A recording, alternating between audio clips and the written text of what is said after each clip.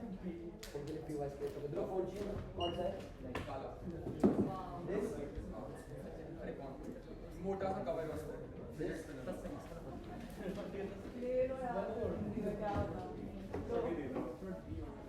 If I see you using it, it's not good. तो timer लगा ले फिर इसमें. Can we not have a timer projector? Actually, the problem is projectors. The guy is coming 2 minutes and then we'll get started. Can we start? Okay, I'm going to start my speech in 3, 2, 1. Panel, what are the various metrics to judge guilt of individuals? 1, context. We think so that oftentimes CGS system evaluates the situations of individuals and the current circumstances that they were necessarily put into. But second, whether alternatives were available or not, or what situation they were generally in. That essentially looks like in situation of self-defense, when somebody poses like a direct threat to you, it's okay for you as a woman to kill like the individual back because that's an act of self-defense. And we think so they are not like charged of murder because they recognize there were no alternative for you to act into within that particular record. Thereby context is something which is very important in terms of evaluation. Second is intent. We think so in CGS, mens rea is used to judge cases. Thereby, it's an important principle to evaluate whether that individual had an intent of causing harm to the actor or not. But second, we think so intent is also important to evaluate what the true intentions of that particular person was necessarily for. At that point, a lot of people are acquitted of crimes because they were like found that they did not have malintent in terms of causing greater harm to the actor in general. But third, we think it's a last resort. That looks like whether an action was a last resort or not, whether you had alternatives in place, or whether the alternatives necessarily failed and thus you chose to do a particular act or not. We think so at that point in time, when like 20 days necessarily passed, it's very important in a CGS system for you to understand that some actions are necessary to be taken because you had no other alternative to opt into, and thereby that became an act of last resort because all other alternatives necessarily failed. But fourthly, state of mind of individuals as well. We think so that oftentimes CGS system evaluates insanity and also evaluates whether an actor was rational or irrational in terms of within that particular situation of action. That essentially looks like a lot of people with split personality disorders or like major psychological disorders are often acquitted of crimes primarily because court recognized the fact that they weren't in the rational state of mind in terms of the action that they necessarily committed, or thus this is something which is a fair ground for them to be exonerated. Cool. Claim 1. These people had no other options available, thus this is something which was an act of last resort for these individuals. 1. We think so these individuals have been stranded thousands of miles away from the land, which just means that the possibility of someone finding you within the vast ocean is something which is really rare. But even if people knew that they were stranded, we think so they never knew the direction in which you would be stranded in, because it's literally an ocean. It's like you can't see where these individuals generally are, and you can't have like any sort of navigating point. But second, it's 1800s. That just means that technology wasn't that developed and wasn't that good, which just means that you might not have like really good navigation, GPS system, helicopter and stuff like that. Thereby, even if you had people looking out for you, they might not be able to find you given the dynamicity of the ocean in general. But third, we think so that your chances of being found in the earliest days of like you being lost are the highest, which just means that people would have looked for you in the early days. But when like 3-4 days are generally passed, people also just give up because they feel like, oh, you might have drowned, or this is an ocean, you might have just like died, and it's very difficult for you to survive beyond that particular period of time in general. But lastly, we think so that these people were stranded for 20 days with no food. What generally happens when you have no food? Your body doesn't get nutrition. You are like an animal because you can't go ahead and think straight. But lastly, we think so that cannibalism is generally disgusting to any individual. They can't generally think of it as a choice, as an option. We think so insofar as no individual considers this as an option, and especially when it's somebody you knew, your crew member, the reason that you decided it or maybe thought of doing it necessarily proves that you had no other alternative necessarily left. That the conclusion of all of this is that this was a mechanism of last resort and no option was necessarily left, and you had no other alternative to be able to be saved or rescued. But secondly, why this person would have died regardless? One, we think so that the individual drank seawater as a mechanism to save themselves, which just means that as crew members, you know the kind of potential harm drinking seawater can bring, given the amount of salt it has and the kind of the way that your body survives. But second, we think so that you perceived him to be close to death, because when you perceive someone to be close to death, when somebody is constantly vomiting, when they are unconscious, when they are not responding to you, we think so that when you have a person when you have a person in front of you behaving in that way, we think so individuals are able to recognize when somebody is about to die or is about close to death. But third, we think so the fact so far is that they knew that help would come, primarily because they have waited for 20 days, which means that they have waited for too long to evaluate that anybody is going to go ahead and come and save them and rescue them within that particular situation, which just proves that this was a unique situation and a unique circumstance for them, and thereby an action of last resort. Go ahead. Yeah, just to be clear, then it means if I do a lot of drugs and I go insane, I kill someone, I should be acquitted free of all charges. The extent of punishment and the mitigation of the punishment depends from situation to situation, which means that this situation was so strange and it was so like 1 in a million kind of a situation, which just means that it becomes justified for you to acquit them of the murder charge at large. But thirdly, in terms of intent, one, we think so that it could have been convenient to lie for these individuals, because read the context, right? These individuals could have simply said that, oh, this person slipped in the water or this person died like eventually, and everybody would have believed them because they were vulnerable individuals. But nobody's going to question them. But these individuals still chose to give the truth. They still told the truth to the officers, which just means they had no malintent in terms of lying and getting away with that particular crime. But second, we think so insofar as this was a mechanism of self-defense to these individuals, because they knew that this person is on their deathbed and intent wasn't to harm the other individual but to protect themselves. We think so this wasn't from a place of selfishness, because the intent wasn't to harm but as an act of self-defense in general, which just proves that they had no malintent in terms of causing harm to that particular actor. But thirdly, in terms of state of mind, we think so that when you don't eat for a few days, you feel dizzy. They have been hungry for like 20 days, which just means that you aren't in the correct state of mind and you lose your consciousness and control of yourself, which just means that you're closer to insanity in general and you're not in full capacity to evaluate situations. We think so that individuals don't even fathom to eat other individuals when, like, in general, thereby the reason that you're still engaged within this, and given that it was your crew member, is because you were closer to insanity and you felt that there was no other option necessarily left for you to go ahead and do that, which just generally proves that insofar as you weren't in the correct state of mind as an individual, this becomes completely justified for you to go ahead and then do. We think so we have established multiple metrics on which CGS system evaluates whether a person can be acquitted of crime or not. We think so all of these metrics are able to justify why these individuals weren't necessarily guilty of the crimes at large. Thereby, at large, we think so this is enough to be able to prove that you have to go ahead and exonerate these individuals because of the situation being too rare. Thanks again for that very fine speech.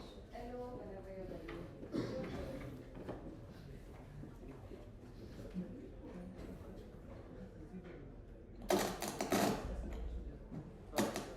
Is this going all the way back? Good.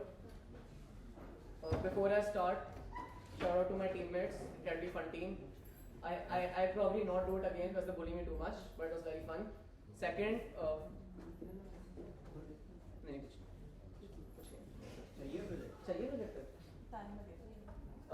second to IIT Delhi, I was judging these 4 of these 5 last year, I think. Feels great to debate now. And also thank you for allowing Prabhav to come here even after people speak. So I speak. 3. Yeah. Pan ready? Sorry. Pan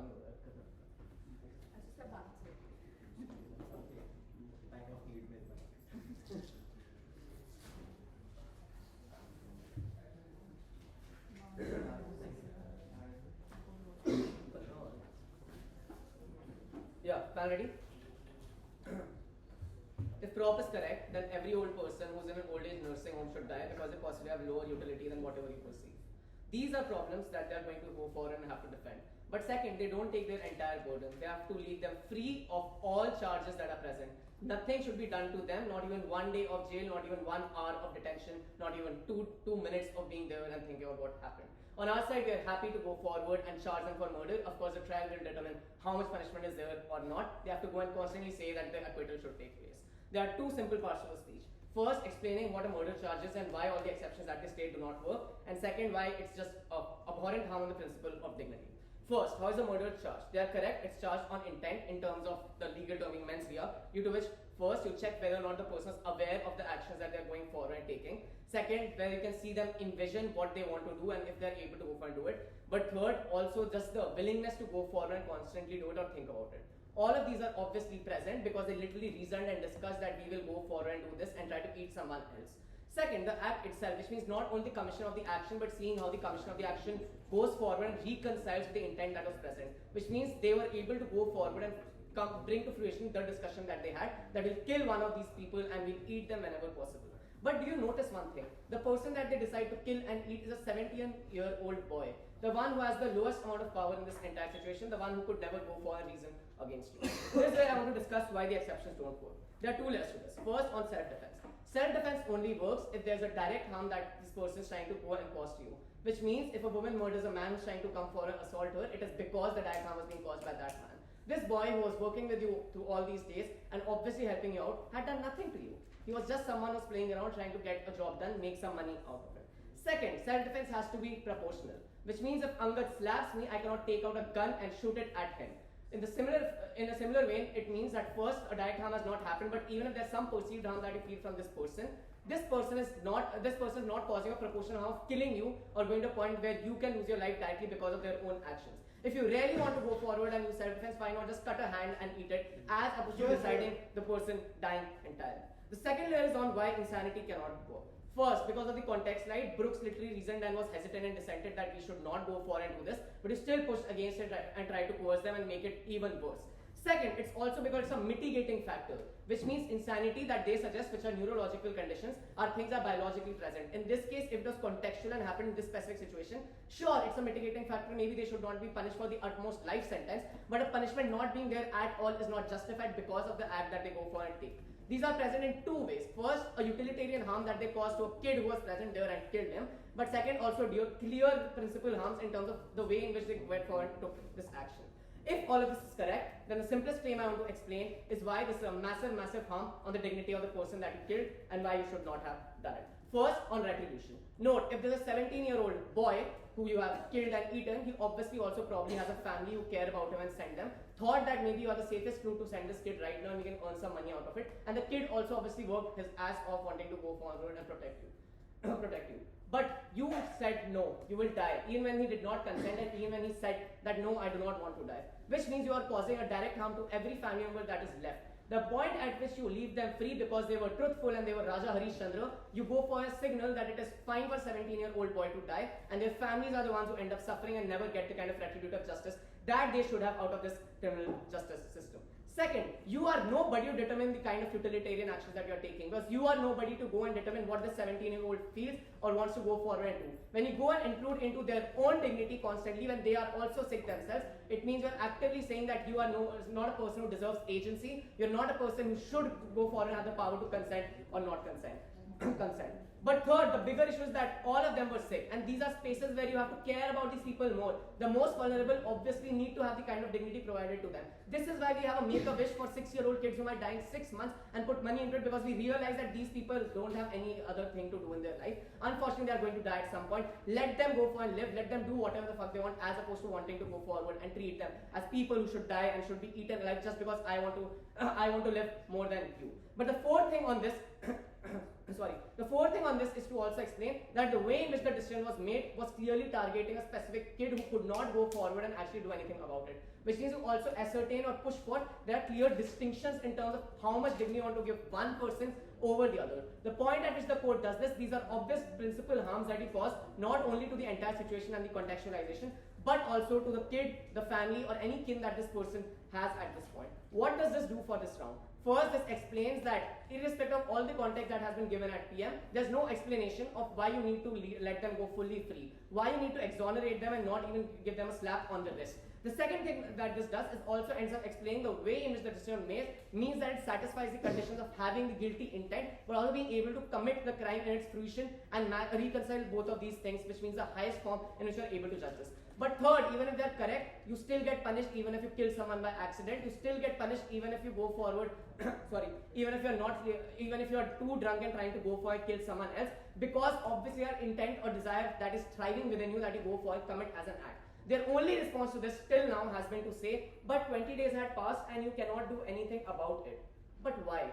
Why is it that these 20 days make you so irrational that irrespective of all the decisions that you took, irrespective of all the discussions that you had, within which you are also able to convince a third person to come and become a part of this entire act, you are irrational enough to go and kill a 17-year-old boy. There's no defense that they have on this as of now. But second thing all of this does to this round is also ends up explaining why the principle is more important. The reason this principle matters more in this specific instance is because first, it is being caused towards one of the most vulnerable people in the entire situation, which is a minor boy who obviously does not have enough ways in which you can go for have the bargaining power to do something about it. But second, the reason to care for this dignity more is because it's the end of his life, possibly if they are perceived, let's say fucking take the trade-off, possibly towards the end of their life, and there's no other way in which they are able to go forward and actually themselves or manifest anything that they want to do. Taking even that away from them is the saddest thing that you could have done. The last thing to talk about is alternatives. If you knew that this kid is going to die, or you perceive that perceive that this kid is the one who will die first, just wait. Why don't you let him die first? Why do you actively go and kill that kid as opposed to saying that it's fine, we'll wait 1 or 2 more days, we have waited 20 and eat him later? Why don't you just cut a hand off and eat it as opposed to going forward and killing him and giving the most traumatic incident, giving his family the most traumatic incident of their lives? Why is it that you don't just say all of us can cut one finger each day and eat it as opposed to wanting to go forward and kill the child entirely? None of the scenario at any point in time ends up explaining that they should be left guilty. We don't want to live in a world where murderers roam free and kill more people just because they're truthful. Fuck them. Incredibly proud to oppose. I thank the hello for that very kind speech. DPM,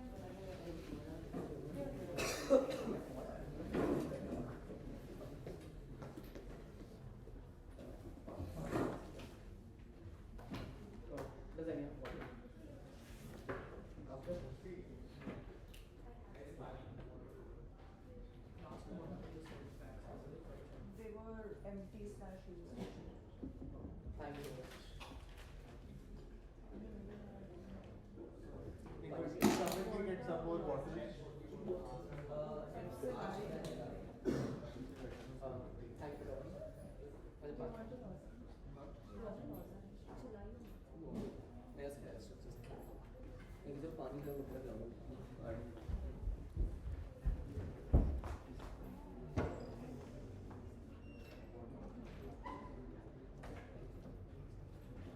Alright, hello everyone, this is Robin. I just want to give a shout out to this tournament because IIT has always been very special to me and also to Lavanya. So this was our first play. I think this is my 5th IIT and if I count the debutant coach, this is my 6th IIT. So I just love this form. Cool. Judges ready? I'll take a pure post 5th. I promise I'll take my 110%, so please ask questions. I will be starting my speech in 3, 2, 1. Lots of intuition comes from opposition wouldn't work in this debate because we explain the situation is an extraordinary situation and it accounts for exoneration. We still haven't dealt with the extraordinary nature of it and we think all analysis from Lavanya still stands. Number 1, let's talk about self-defense. The first thing which Aniket says is that you did not have direct threat from this person. I would argue that self-defense always does not assess whether this person has a direct threat onto you. We explained that this person is immaterial for a direct threat. The circumstances create a direct threat because you yourself could have died. It's not just this particular person could have died because you also did not have food for 20 days. You knew that help is probably not going to come because 20 days had already gone because help reasonably comes in the first 3 or 5 days. Thirdly, you also knew that you're thousands of kilometers away from land. And fourthly, the priority of people who would actually help would also be towards the ship that sank, by the way, because probably you would think about the people who are near to that ship rather than going for thousands of kilometers. So very reasonably, it is very unrealistic for you to also believe that anything is going to happen. This means that this situation is an active threat against your own life because you yourself are going to die. die, and we think any action you actually take to protect your own self is a legitimate act of self-defense because the direct threat was credited onto you. Secondly, the 17-year-old boy was on the verge of death, right? And Lavanya proves he would have died regardless, and Aniket hasn't given a response to this. This 17-year-old boy literally drank some seawater, which basically means that you perceived him to actually be very close to that. What does this look like? This looks like that this person is literally coughing blood, is literally vomiting all the time, is literally unconscious. This person literally reeks of death. Every moment you look at him, every second he could die. This means that it is evident that this person has almost died also. But thirdly, you also know that had the help also come in the first place, which you don't think it will come, you know that it's very impossible for you to get any immediate attention also. Which means that the likelihood when the court assesses this also, it is not reasonable, it is super likely this person would have died regardless. Therefore, we think that the extent of harm that we have created is not that much. But fourthly, him being powerless is immaterial, primarily because the action that you actually took was based on the conditions this particular person has, and this is very explicit in the context side. Panel, I need you to note this. Had these people actually had bad intent, you could have simply lied. Because lying was so easier. Lying was so easy, you could have simply gotten away with this crime. And this is very important in this round. Because these people honestly told everyone, read the motion. The reason they were super honest about it, because they fucking know that this was a mechanism of last resort. Lastly, if I ask any of you to become a cannibal right now, every person would fucking slap me in the face. Why? Because the idea of cannibalism is so unhuman. It is something that we can't. Yes, guys, I'm right, I know. Shut up. I know that people can't even fathom cannibalism because it is something which nobody can relate with. Just the idea of cannibalism is so inhuman to you that you would never actually opt into at all. So the only way when you would opt into is when you think this is a mechanism of last resort, and all options have actually failed in this regard to begin with. But lastly, notice our burden is not to prove the action of killing him was right. We can simply say the action was wrong, but the unique circumstances mean that the sailors should be acquitted because this was such an extraordinary situation that you had to do this for survival, and survival is the most primary instinct which humans have, and it is also very necessary. But lastly, every second you could have waited, like killing him the next day, is you literally harming your own self, because you also don't have food for 20 days, right? Yes, this person has almost died, but you could also die very sooner, right? You know you have definitely much more time than him, so you have to maximize your own good, and this is completely legitimate, and this is a very unique circumstance to begin with. Next, insanity. So only Aniket's response is that the person did reason. This helps our case. The fact you reasoned shows that this was a mechanism of last resort, and only when you could have accepted this when you did this. But secondly, notice insanity does not mean that you can't reason. Insanity means that you basically don't know what is right and what is wrong. By the way, we also win if this person is rational because we think it's also okay and legitimate choice. But we also prove that additionally, you are not in your sane mind, right? Let's explain sanity of mind. Number one, what it feels when you know you could die anytime. That is the thing which nobody wants. If terrorists just come into this door and point a gun at me, I could literally do anything. I could literally shove this onto them, literally plug their eyes. I could literally have so much animalistic tendencies, and I would be right because there is a gun at my head. So I'm acting in self-defense. We think that this is completely analogous because the situation was so extraordinary. Secondly, you were without food. Your mind could go haywire without 20 days of food, right? Your body is not getting nutrition, blood is not going to your brain, so we don't even think whether you're rational in acting. Thirdly, no help you for 20 days. You know you potentially couldn't have met your family. You know you yourself are so close to death, which means that your state of mind is not correct, right? I watched a movie where what a person did was he had split personality. So the court did not give him a murder charge. The court said that your situation is such that you can't act rationally enough because your mind keeps on splitting, which means you never could have controlled your action. Similarly, you could not control your actions. You had to protect yourself. You had to focus on self-preservation because this was an act of self-defense. Sure. Now, before I prove my extension, which will completely make us win, I'll take it to you. Yeah, I just have one question. All the comparisons they make are with people who unfortunately have biological issues since beginning. In their case, why should we not even give them 2 days of jail? Alright, got it. Number one, biology is one metric. The other metric is also based on context. Lots of times people's context have had led to reduction or acquittal, which will be my extension, right? Extension.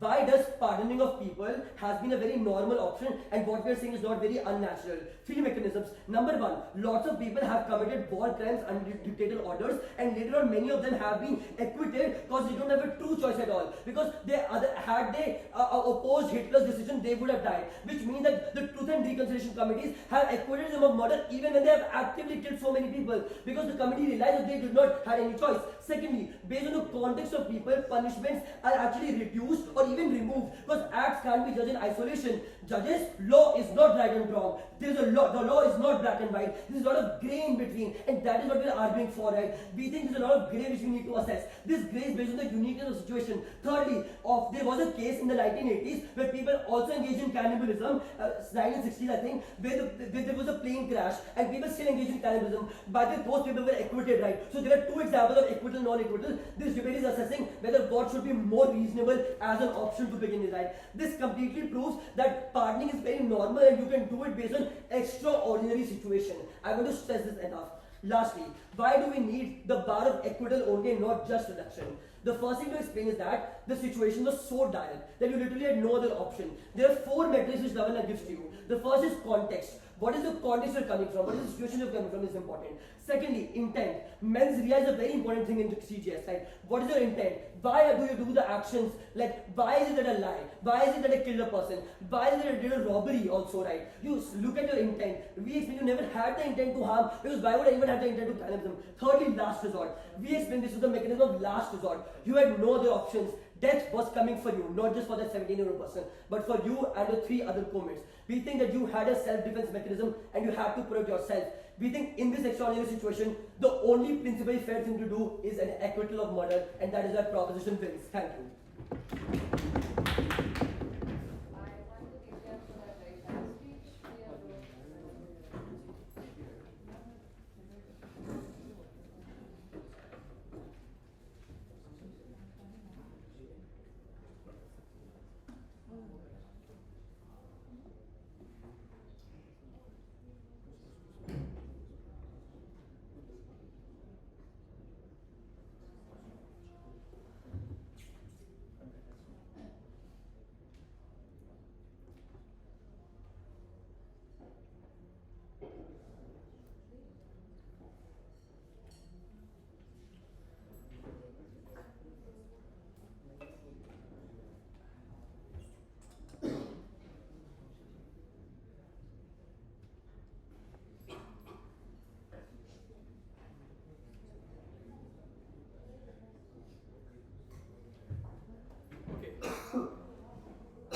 Guys, can you please settle down?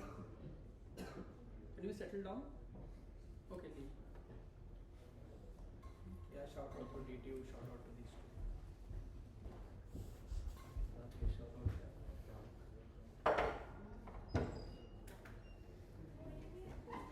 Okay, ready?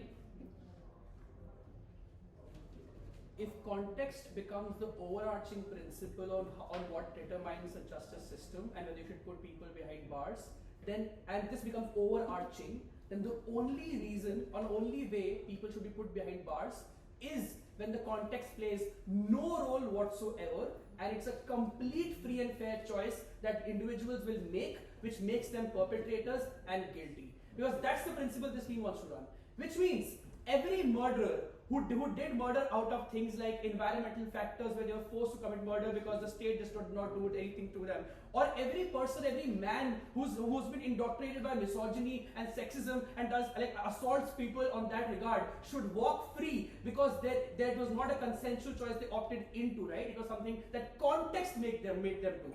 If your morality is shaped by the environment and context always changes the way individual morality works, then that you can never really consent into any crime or any sort of like free will. Which means that every person who's behind bars right now, every murderer, every assaulter should walk free because they never consented into the idea of them becoming a misogynist because their parents taught them that from get-go.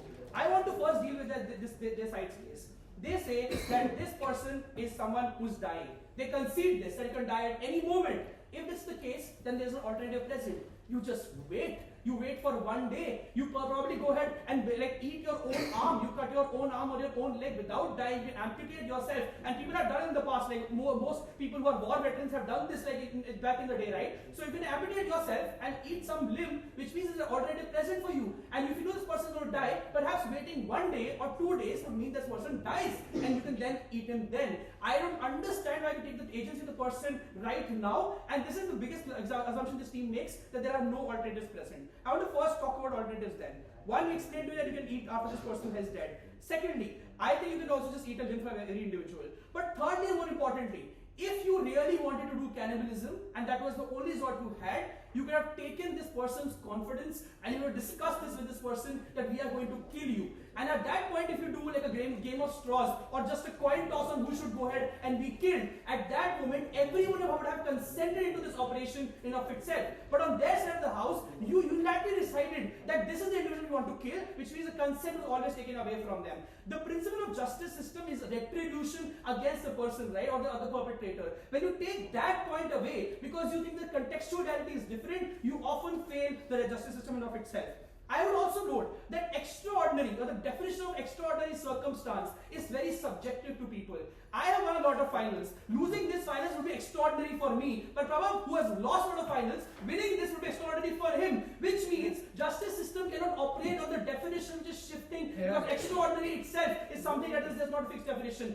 That's why the justice system resorts to things that are uniquely cross-applicable across contexts. What is this? It's called proportionality. Because if the person is harming you, you can only do proportional act to them. You can't just go and kill someone or shoot someone just slapping you. That's why proportionality becomes a principle of which self-defense is judged and not contextual extraordinary circumstances, because that is very different for every individual. Think about this. If minorities on a daily basis in a country like India, or like any other country for that matter, are beaten every day, put in jail, not given food or food and water by the state, their survival is also at stake. But does that justify them going ahead and killing everyone they see because they're in an extraordinary circumstance? It's extraordinary for them. That means individuals cannot define what extraordinary means for themselves, but it has to be seen from a moral perspective or a societal morality in general and justice system in general, and not a specific instance that these people have gone to. That's why self-defense principle is just not done. Lastly, they say you are insane and you can't make a decision for yourself.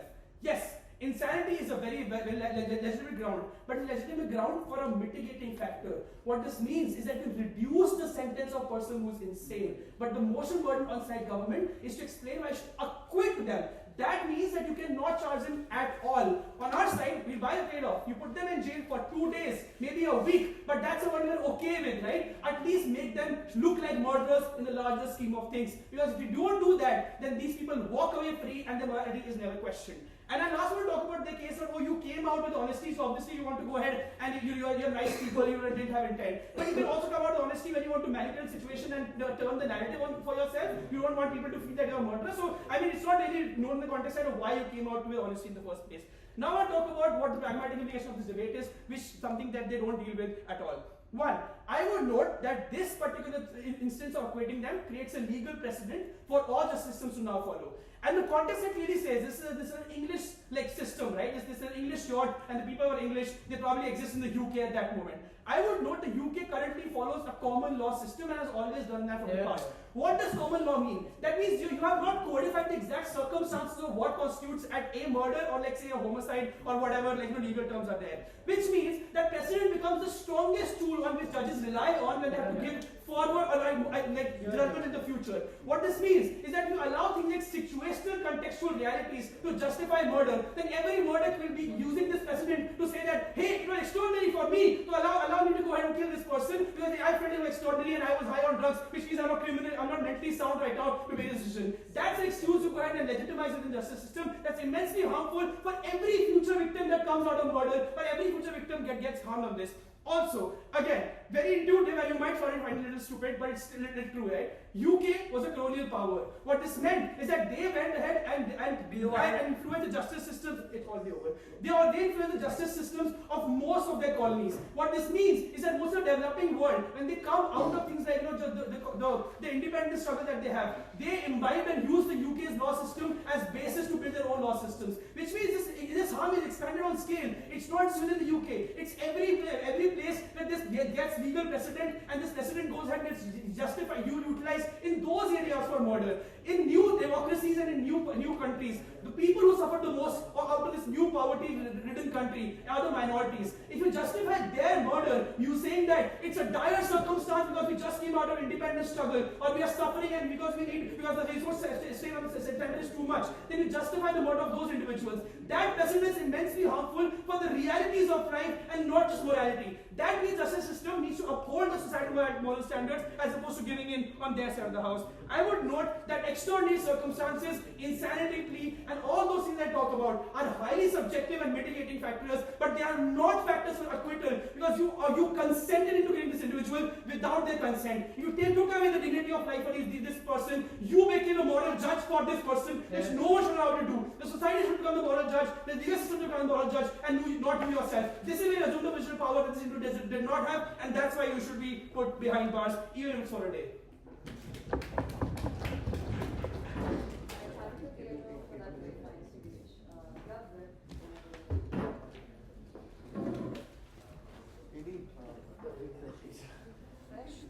Oh, sorry.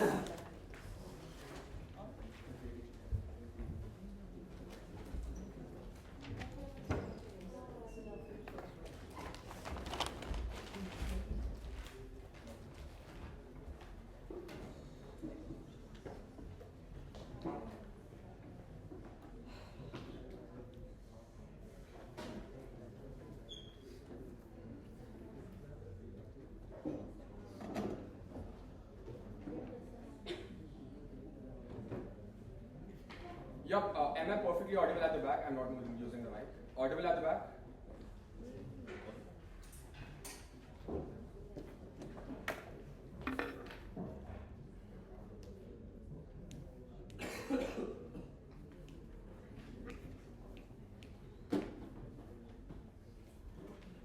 Perfect.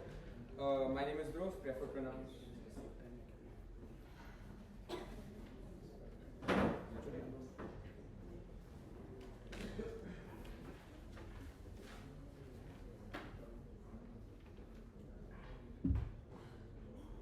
Perfect. So my name is Dhruv, prefer pronounce he/him. I'll definitely take one POI after 5:30. You can verbalize after that. I won't take one before. Also try to avoid doing a lot of hears that might distract me from my speech. I might have to stop.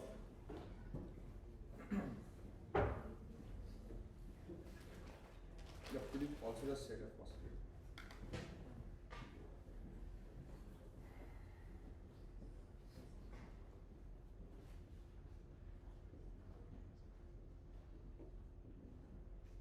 Perfect. Starting my speech in 3, 2, 1, and go. I'll start with a couple of responses because their claim is also fair that probably context is a mitigating factor. It doesn't necessarily need to be acquittal, is something that I'll prove within this debate. The first thing which is important is that context affects your choice and your decision making differently in different circumstances. Which is to say, if a poor person commits theft, there is a reasonable expectation that that person shouldn't have committed that crime, but you still lower that person's sentence by 3 to 4 years because you understand that context played some role in their decision making in the first place to begin with. But other situations are different. In this situation, you were struggling for 20 days. You didn't have a choice because you were going to die, which means context applies differently in this circumstance because the decision making that you have wasn't a lot, and this is where the mechanism of last resort and you not having any alternatives is something which is really, really important. But I think Angad is also fair because their claim is that extraordinary circumstances and extraordinary environments can be different, right? Because people can be differently affected by different things and different situations. The one thing I want to clarify here is that some situations are subjective in nature and some situations are objective in nature. Subjective situations are situations where every one of us would react differently, which is to say everyone, for example, if I win IIT, I might have a different reaction. If Robin wins IIT, he would probably become really, really happy. So we can have different reactions and expectations in a subjective situation. The reason that this is different is that this is an objective situation, which is to say it's a reasonable expectation that any single human being, regardless of their personality, regardless of the fact where they come from, regardless of their background, if they're stuck in this situation where they haven't had food for 20 days, where their mind is literally going insane, there's an objective situation where every single human, regardless of where they come from, would be expected to actually take part in this and do these things in the first place to begin with, right? Which means they cannot say that me and Prabhav have different reactions because in this situation, everyone of us would have had the same reaction because we would be really hungry, and this is something that's really important. Oftentimes these are first order needs that people have, which means this is not something that they can inherently control. Right? I can control the dreams that I have, I can control the self-validation that I want to get, but food is something which is more primal to people, which is why you don't have the agency to decide, because oftentimes there are hormonal urges you have to fulfill because you haven't had food for 20 days, which means you are actively going crazy in the first place to begin with. The claim on insanity is also fair. That can be a mitigating factor, but we think it can also be an acquittal factor in certain instances. We're not claiming this person is biologically ill. We are claiming that this person suffered from temporary insanity caused by a situation which was just so fucking bad that would have made any single one of us would question what we're actively going to do in that situation, and that's something which is really important. Let's also rebut the case on precedence. A lot of rebuttals to that. The first thing is that we think this is a good precedence because it opens up the opportunity for people to understand that crime is actually a grey area. It's not as black and white, but secondarily, every case is different, which means judges are rational enough to put their adjudication differently in different cases. Just because it's a precedent, it's not necessarily a bad thing. It can be used in good ways because it opens up avenues for people to not be wrongly committed and not be wrongly penalized. Patra, please sit down. And that's something which is really important. What is the first thing I want to really talk about in this debate? The first thing I want to talk about is what is the basis on which we actually send criminals to jail, and what is the basis on which we decide that. The one thing is that we send criminals to jail when we think that the decision that they have opted into is something which is not reasonable enough for them to opt into, so they should be suffered and they should be harmed and consequences should be made for the actions that they have taken. The claim that I want to make is that any single person that would have been stuck in this situation, the reasonable expectation for them is to sort of try to stay alive because they are in a very dire situation, which means the mechanism of you sending this person to the jail cannot arise because it's the actual reasonable outcome for you to try to live. If the person didn't try to live, that would be unreasonable in this particular circumstance, and that is how you need to judge this debate then, and that's something which is really, really crucial. Yes? Yeah, like they say this is an objective scenario, but even within the context slide, you can see not all the members agree, even Brooks dissented. Why is it that it's an objective? Yeah, so they didn't agree at the start, but they understood that like after 20 days we are just really, really hungry, we are just really, really thirsty. It's an objective situation where everyone would have, of us would have reacted in a similar manner. They have to showcase why other individuals would have reacted in a different manner. I think that's something that they can not do within this debate, so that's not really, really important. The first thing I want to clarify, and this is really crucial, is that when an oppressor commits genocide on a large amounts of population, you don't microanalyze and scrutinize the decisions of every single victim who are living in that environment, because there's an understanding that the decisions that they were actively taken were influenced by the environment that they existed in. Which means when an oppressor commits a genocide on you, there's an understanding that victims will not always be perfect. The victims can be wrong in certain circumstances. The decisions that they might take would not always be the perfect one, but you allow them to take those decisions because you understand the environment is something that's a very, very massive influence on how you actually take decisions, and that is how you actually adjudicate whether to send a criminal to jail in the first place to begin with. But why is this something which is really, really crucial? This is something which is really, really crucial because you are only sent for crimes that you actively have had a choice in. If you just don't have that sort of decision-making capacity to take part in, temporary insanity is something which is just really, really fine, and that's something which is really, really good within this debate to begin with. Let's try to weigh on dignity of partook and dignity of other individuals in the first place. The way I want to weigh this is that notice that opting into cannibalism is something which is a very inhumane process that you're taking upon yourself as individuals in the first place to begin with. Which means the fact that these people opted in this scenario is punishment enough for these people because no one wants to eat any other human being in any circumstance in the first place to begin with. The reason that this is very, very important is that you have already indignified yourself after eating a human. You are already disgusted with yourself. Probably this is something that's going to cause you psychological trauma for the rest of your life, and this is something you have to feel guilty about for the rest of your life in the first place to begin with. The tipping point is that this guilt stays with these three people, but the other person is already dead, which means the harm towards their dignity is something which is continuously going to happen on a compounding manner, because every single day that they are going to wake up, they understand that this is something they have done and they have to live with it for the rest of their life, and that's something which is really, really crucial. But I also want to come towards environment and why this is something that's really, really important. The reason that environment needs to be taken into account is that these people are not criminals, these are actually victims, right? The crime is the fact that the ship sank. The crime is the fact that they didn't have any food, which means it's not their culpability, it's the culpability of the environment, which means even if there's a victim that's coming out of that crime, if you didn't have choice over your decisions, you aren't responsible, the environment is responsible, so the environment is the one that's actually culpable and you are not going to be held responsible for the crimes that are being committed in the first place. The last thing I want to talk about, and this is where I severely disagree with Angad, their claim is that only retribution matters. I don't think that's the necessary end goal of what criminal justice system is about. I think first of all, it's also about being fair to the criminal and ensuring that you're not providing them with a disproportionate punishment, and that's something which is really, really crucial. The reason that this is a disproportionate punishment is that the purpose of criminal justice system is to ensure that recidivism doesn't happen in the future, but this is a unique situation, which means these people can be easily rehabilitated into the society because they're not going to actively go ahead and just become cannibals now, which means there's a fair expectation for you to understand that these are criminals of their circumstances. These are not criminals who are actively going to cause harms in the society, and that is why they should be allowed to go free in the first place. They're already, the punishment that they have suffered from eating a human is enough of a punishment, and that's why they don't suffer any more punishment. Very good.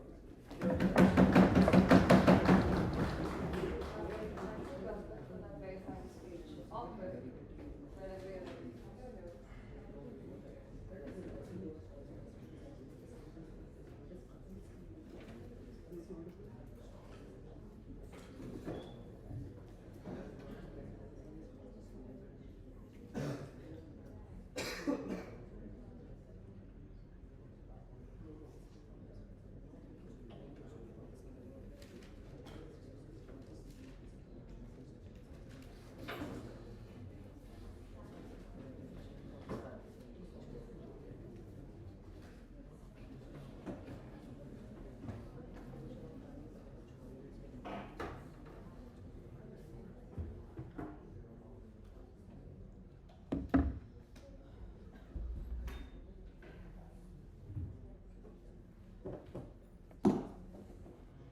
Hello. Yeah. Quick shoutouts. Thanks for IIT to allow me to come here. Second, I still don't know what's there. Third, it's good to see the core members there who are nodding to cupcakes because they think this motion is balanced. It's not. Fourth, to the team that I have. That's it.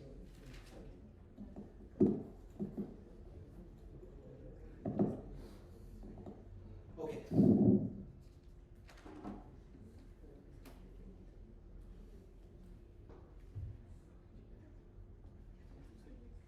Panel, we are deciding today a matter of human dignity and choice.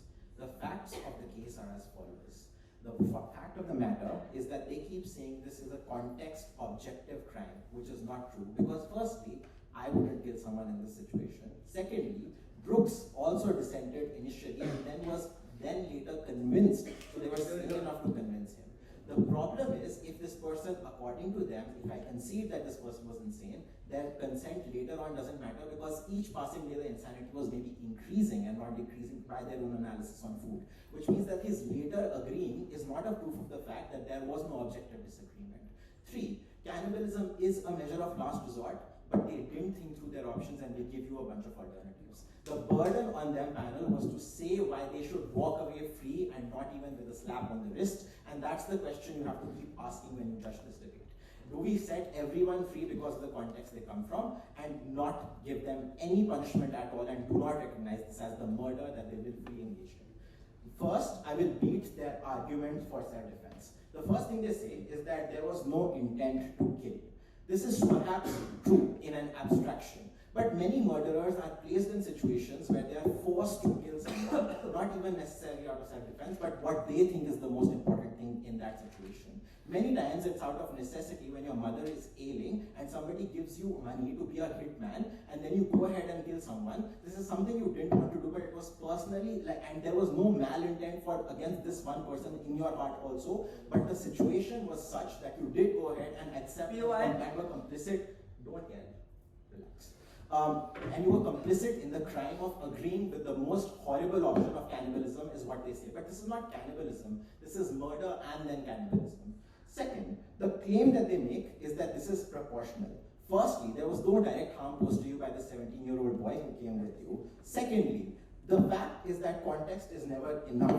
Why is this the case? 1, poor people who are homeless and without food go ahead and kill other people to procure large amounts of food. We don't let them walk away free. Because despite them having no alternatives, we respect them and expect them to do certain things that are necessary. This might look extraordinary to some people, it's not to others. Second, cultural defense, panel, is not a real defense. What Angad tells you is that you can be indoctrinated and there is no free and fair choice in this world. every piece of your morality and your decision making is shaped by what you've been told as the moment you were growing up as the right cultural thing to do. The problem is, in this instance, we are vilifying and objectifying a thing which is that context can matter as an absolute acquittal mechanism, which it just cannot. But the problem is, this context is also not objective, which is the only Hail Mary attempt that they give on Dhruv, that this is the only situation where there is no subjectivity involved, no subjectivity involved, but there is a large amount of subjectivity as proven by the alternatives, because this is also not the last resort. There were multiple alternatives we posed to them.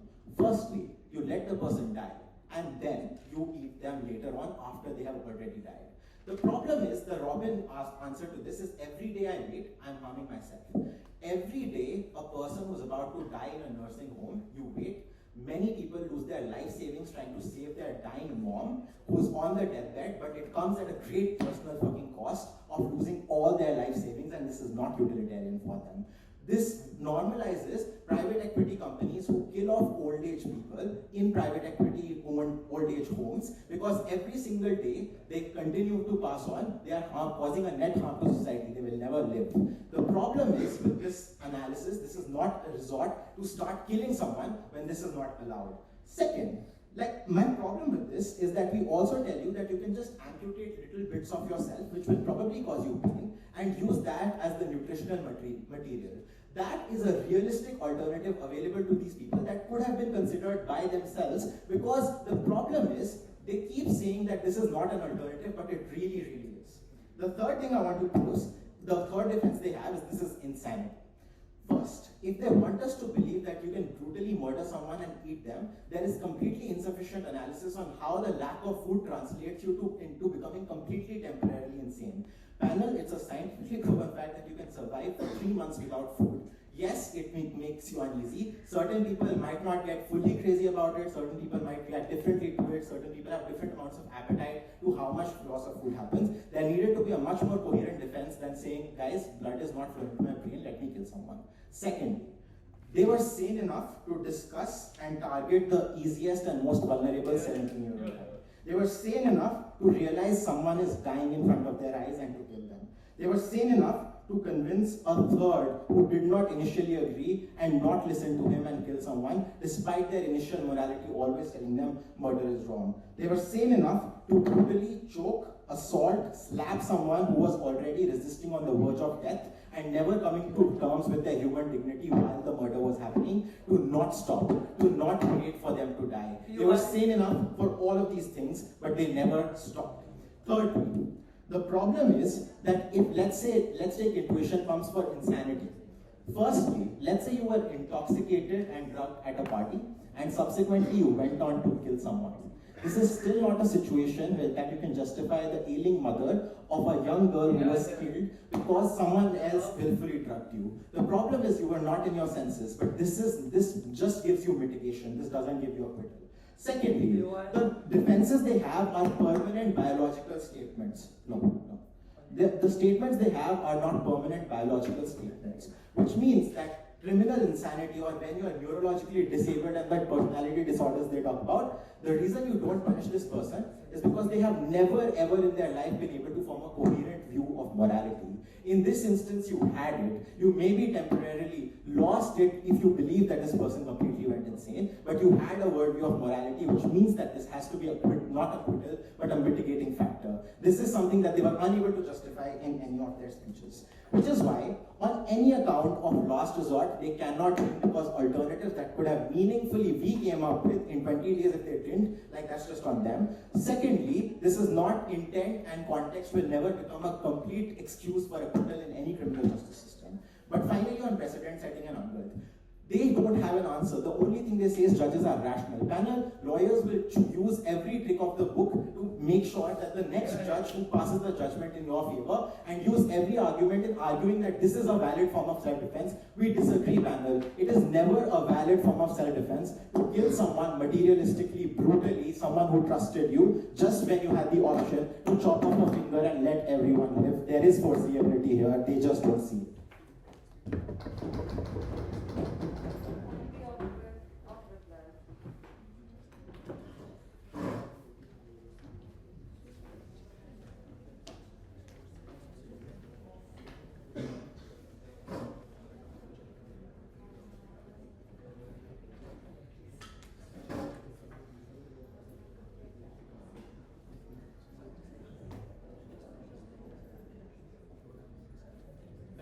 Ready?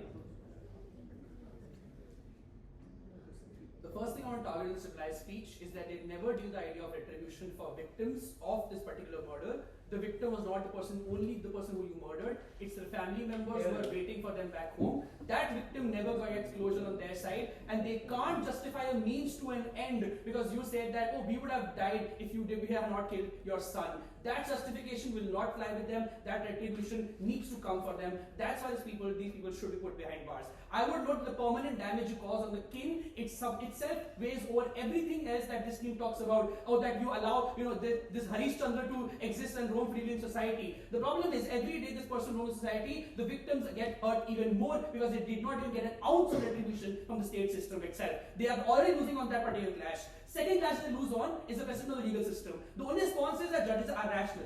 I would note that precedent itself means that judges have to act on the precedent insofar as they don't have a massive capacity of judicial interference where they break precedent, which is really something that most common law systems do. I would note that this harms future victims on scale, which means every possible murder in the future will use this particular precedent of dire circumstances. And who judges dire circumstances? It's not the judiciary. Dire circumstance, as per their categorization, is only judged by the individual committing the crime, the perpetrator. If I think my situation extraordinary, you have to let me go. And this is where I want to target Dhruv's idea on objective as a subjective. The first thought Brooks had was to say that I don't want to partake in this.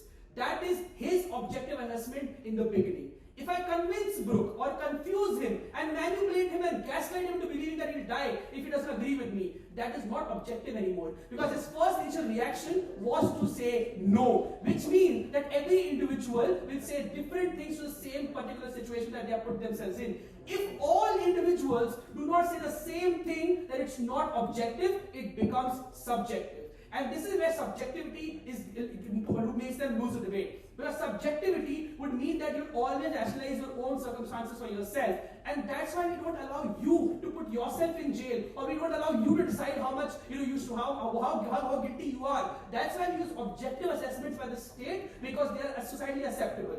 For self-defense to work within this particular debate, also on objective metrics, they had to tell us why this is proportional. Why this 17-year-old minor who has done nothing to you ever probably is just there to help the crew members. Why this person's mistake is the reason why you're put in this situation. That is not the case. So that means there's no proportionality. Only proportionality is a societally accepted objective metric to decide self-defense. They don't prove proportionality, which means it's an active crime and not something that came out of self-defense. Lastly, they say dire circumstances. I think we give a range of alternatives that they never choose to engage with, right? They never tell us, why can you not amputate yourself and eat that? Why that will lead to some permanent damage or whatever. Even if it doesn't take away the dignity of other individuals, right? Even if you cut a limb, you can survive. Secondly, you can just wait for the person to die. Robin's framing is that you can die any moment, which means that you can die in the next 6 hours as well, or maybe in the next 1 day. In the interim, eat a limb, wait for this person to die. That's an alternative. Thirdly, the best alternative would have been just to talk to this individual, come to consensus, draw straws or whatever, and then kill the person who loses by consent. That is still okay. What we don't want is an arbitrary taking away of dignity and the agency of the individual, because you made yourself the sole moral authority of this person's life. That is abhorrent, not just on moral principle, but also the precedent it creates in the legal system altogether. We are okay with a shorter sentence. We're okay if you're particularly insane. We're okay with mitigating a sentence. But it's mitigation and not complete acquittal. Acquittal means you did nothing wrong. That's the burden the scheme takes. They don't say I did nothing wrong. They say that it's contextually wrong. And that's the problem, right? We can say that on our side of the house, this person will still be charged and the insanity can just reduce sentence, perhaps just 4 years or maybe just 1 year. That's okay. But they will still not walk away free, because the precedent creates a larger harm, not just to morality, but the legal system that are going to get followed across the world, considering it's UK, which is the only power for all those reasons. Opposition.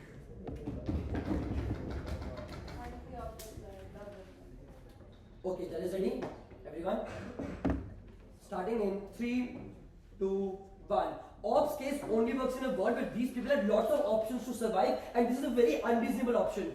Where these people were superhumans and can go on without food for infinity, where the justice system never looks at nuances and is only a black and white thing. Unfortunately, it is not the world we live in. If soldiers who have massacred millions under dictators can be acquitted, so can these people, is what our case is. A context. What are their best responses to our case? They said if context is a determinant factor, then only people without context can actually be charged. Number one, justice system has always taken into account context in every kind. The story of a person, assessing your intent, your childhood trauma, what are the options you had, are always a part of a court case, because your context is a very important factor in assessing every crime, in assessing every situation. But two, judges for the same crime, why do different people get different punishments? It is because context is always a very important thing to assess whether you actually should be given a crime or should not be given a crime. But next, they say there is subjectivity in what an extraordinary circumstances.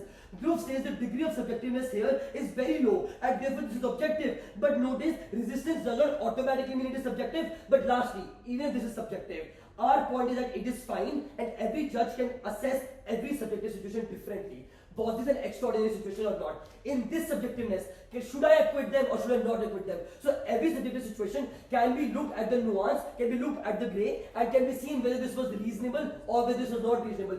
Do these people deserve to be behind bars or not, is the question you have to ask yourself. Second precedent. I would argue this is a good precedent because unique circumstances always need to be taken into account. There should be more and more precedents about that there's a lot of grey area and law should never be about black and black. Law should never be about good or bad. There's lots of nuances in every person's life story and we definitely need this. But secondly, this is such a line, precedents are not set so easily. There are lots of complexities in every case, which means you can always point to this case, but just can always say that the amount of unique circumstances there were much different from here, and these are the 4 or 5 differences, right? So it's not that easily precedent is going to be set and the justice system is just going to be bad. But thirdly, I told you there are actually instances where a plane was crashed and you actually did exonerate. So presumably there are incidents for both of these things to begin with. Thirdly, last resort, they said cut your limb. The first thing to explain is that they never explained why this is the most reasonable option above and beyond the other option. Because why can we even fathom cutting our own limb, right? But secondly,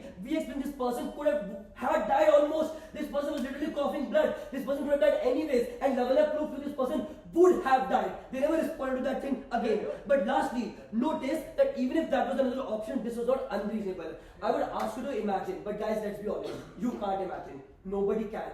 Because when death is right in front of you, that is a very unimaginable situation. Because we probably haven't faced that, right? Which probably means that this was a matter of last resort. You had no other option. You knew you were about to die, and Lavanya has already proved all of this in her speech that you're 20,000 miles away. Look at the situation, look at the nuance, look at the facts of the case that Prabhav wants you to look at to begin with, right? But lastly, let's talk about insanity. Notice, this person was not in his right mind. You did not have food, you did not have any help to come with. You probably could not properly act to begin with, right? Their response is biology, but biology is not the only way people can be insane, right? People are also insane because of temporary situations, because of trauma, and that also acts as a way where people can actually become insane. Lastly they say is victims. But notice there are so many precedents in society where we have prioritized justice over victims. Often if we reduce punishments, we don't give punishments because we believe that it is wrong to give those punishments. But that can also harm victims. So that is not even important in this debate to begin with, that. Judges, why acquittal?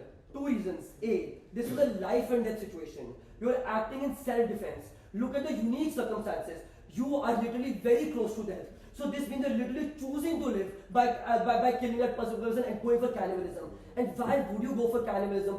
Who in his right fucking mind would go for cannibalism? Not me, not you, but a person where death is staring at you. Second, this was a super extraordinary situation. The unique situation calls, remember, any judges can decide anyway. The question is, are these people criminals or are they victims of their circumstance? They are victims of their circumstance and exoneration must happen. Proposition wins.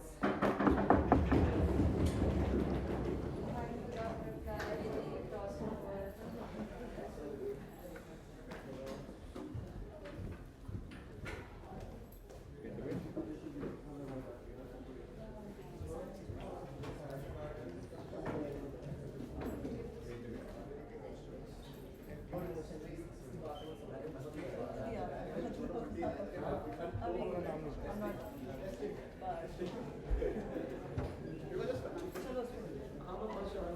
not